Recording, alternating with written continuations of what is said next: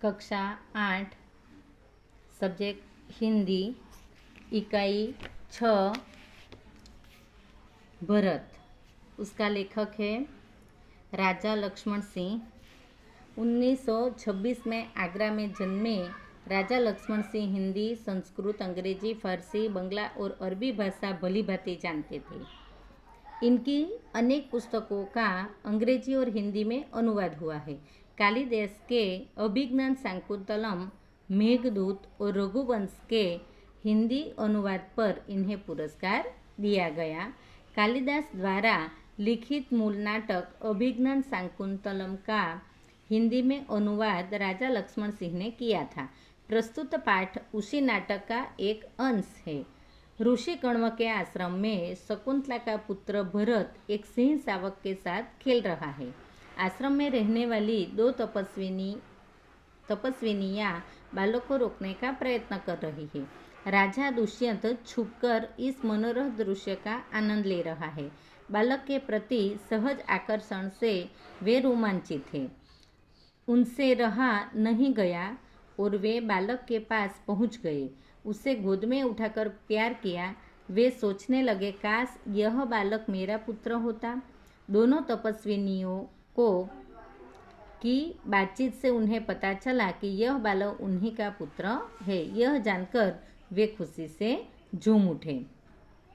तो हमने देखा कि अभिज्ञान संस्कृत का एक नाटक है, अभिज्ञान शाकुंतलम। तो इसमें शकुंतला और दुष्यंत राजा के पुत्र है, उसी का नाम भरत है। तो इस भरत के नाम से यह इकाई लिखी गई है।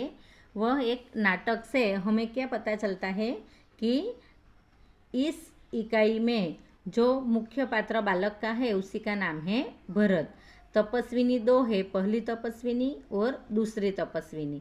और जो बालक को छिपकर देख रहे हैं वह राजा दुष्यंत, जो बालक भरत का पिता है। तो हम आगे देखते हैं दृश्य। एक बालक सिंह के बच्चे को घसीटते हुए लाते हैं और दो तपस्विनियाँ उसे रोकती हुई आती है। राजा दुष्यंत पेट की ओर से उन्हें देख रहे हैं। तपस्विनियाँ यानी कि तप करने वाली स्त्रियाँ। तो एक बालक है जो भरत नाम का बालक है, वह सिंह के बच्चे को, शावक यानी कि बच्चे को घसीटते हुए लाता है और दो तपस्विनियाँ उसे रोकती हुई आती है कि आ बाળક ભરત એ સિંહના બચ્ચાને ખેંચીને ઘસડીને લાવે છે અને બે તપસ્વિનીઓ એને રોકે છે। राजा दुष्यंत पेट की ओट से उन्हें देख रहा है। पेट की ओट से, ओट यानी कि आड़, पीछे का भाग। बालक, अरे सिंह तू अपना मुंह खोल, मैं तेरा दांत गिनूंगा। અને આ બાળ સહજતાથી સિંહના બાળકને કહે છે કે તારું સિંહ, તારું મુંહ ખોલ, મારે તારા દાંત ગણવા છે। तब पहली तपस्विनी, ए हठीले बालक, तू वन के इन पशुओं को क्यों सताता है? हम तो इन पशुओं को बाल बच्चों के समान रखती है। तेरा साहस बढ़ता ही जाता है। तेरा नाम ऋषियों ने सर्वदमन रखा है, सो ठीक ही है। कि पहली तपस्विनी कहती है, हे हठीले बालक, हठीले यानी कि जिद्दी बालक, तू वन के इन पशुओं को क्यों सताता है? कि तू आ वनना प्राणीओने, पशुओने केम हैरान करे छे? તું આ પશુઓને તો અમે બાળ બચ્ચાની જેમ રાખીએ છીએ। હવે દિવસે દિવસે તેરા સાહસ बढ़ता ही जाता है, એટલે કે તારું સાહસ, તારું તોફાન વધતું જ જાય છે। તેરા નામ ઋષિઓને સર્વદમન રખા હે, સો ઠીક ही है। તારું નામ આ ઋષિ મુનિઓએ સર્વદમન રાખ્યું છે, જે બરાબર જ છે। दुष्यंत उनकी बातें सुनकर स्वयं से यानी कि मन में, आहा क्या कारण है कि मेरा स्नेह इस बालक की ओर उमड़ा सा जा आता है? કે કયું કારણ હશે કે આ બાળક પ્રત્યેનો મારો પ્રેમ ખૂબ જ એના તરફ ખેંચી જાય છે। दूसरी तपस्विनियाँ, जो तू इस बच्चे को छोड़ न देगा तो सिंहनी तुझ पर दौड़ेगी। અને બીજી તપસ્વીની કહે છે કે જો તું આ બચ્ચાને છોડી નહીં દેશે તો સિંહની તારા ઉપર દોડશે। બાલક મુસ્કુરા કરે એટલે હસીને કહે છે, ठीक है, सिंहनी को मुझे ऐसे ही डर है, मुँह चिढ़ाता है। કે સિંહણનો મને એટલો બધો ડર છે, હું કાંઈ ડરતો નથી। दुष्यंत कहते हैं, आश्चर्य से यह बालक अवश्य किसी तेजस्वी वीर का पुत्र है। इसका मुंह अग्नि के समान दमक रहा है। दमक रहा है यानी कि चमकीला है। पहली तपस्विनी, हे प्यारे बालक, सिंह के बच्चे को छोड़ दो, मैं तुझे खिलौना दूंगी। अने उसे प्रलोभन देकर कहती है कि तू इस बच्चे को छोड़ दो, मैं तुझे खिलौना दूंगी। बालक हाथ पसार कर, यह हाथ पसार कर यानी कि हाथ फैलाकर पहले खिलौना दे दो।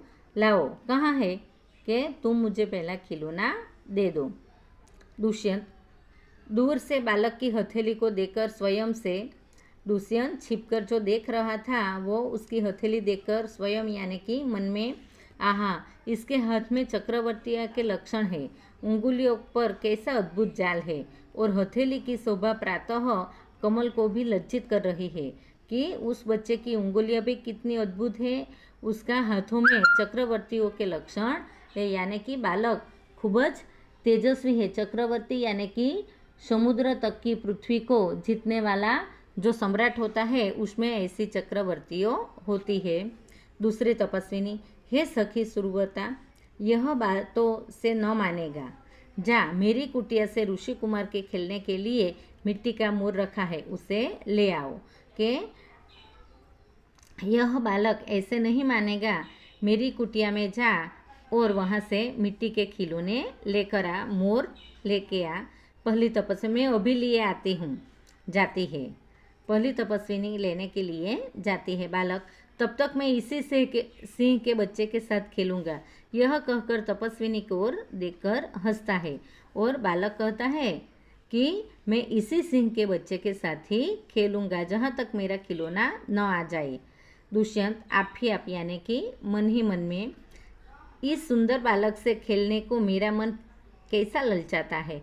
आह भरकर धन्य है वे मनुष्य जो अपने पुत्रों को गोद में लेकर उनके अंग की धूलि से अपनी गोद को मेली करते हैं।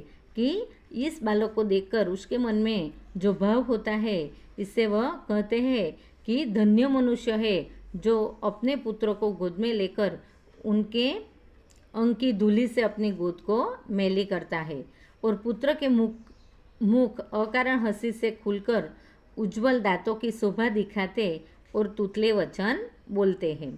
અને આ બાળક એના મુખ ઉપરથી જાણે હસી કરીને એકદમ ચોખ્ખા અને સ્વચ્છ દાંતમાંથી શોભા વધારીને એ તોતડું યાને કે કાલું ઘેલું ભાષા બોલે છે। दूसरी तपस्विनी, क्यों रे ठीक, तू मेरी बात कान नहीं धरता। અને दूसरी तपस्विनी उस पर गुस्सा करती है, चिढ़ाती है, खिजाती है कि क्या तू मेरी बात कान नहीं धरता, यानी कि मेरी बात नहीं सुनता। इधर उधर देखकर, कोई ऋषिकुमार यहाँ है, अने आम तेम जोई छे ने बूमो पाड़े छे कि अहींया कोई ऋषिकुमार छे। दुष्यंत को देखकर, हे महात्मा, तुम ही आओ और कृपा करके इसी बलि बालक के हाथ से सिंह के बच्चे को छुड़ाओ। और दुष्यंत की ओर देखकर कहते हैं कि तुम आओ और कृपा करके यानी कि मेहरबानी करके इस बालक के हाथ से सिंह के बच्चे को छुड़ाओ। दुष्यंत, अच्छा। बालक के पास जाकर और हंसकर, बाळकनी पासे दुष्यंत जाए छे अने हसीने शुं कहे छे, हे ऋषिकुमार, तुमने तपोवन के विरुद्ध यह आचरण क्यों सीखा है जिससे तुम्हारे कुल की लाज जाती है। यह तो कोई अच्छी बात नहीं। बच्चे ने सिंह के बच्चे को छोड़ दिया। दुष्यंत ने प्रेम से ही ऐसा ही कहा कि तुमने तपोवन के विरुद्ध यह आचरण क्यों सीखा जिससे तुम्हारे कुल की लाज जाती है। यह सुनकर बच्चे ने सिंह के बच्चे को छोड़ दिया। तो हम यहाँ तक इस इकाई को अब देखते हैं। आपको इस इकाई को अच्छी तरह से पढ़ना है और इसके शब्दार्थ को भी लिख लाना है। शब्दार्थ और मुहावरे ये सभी को लिखना है।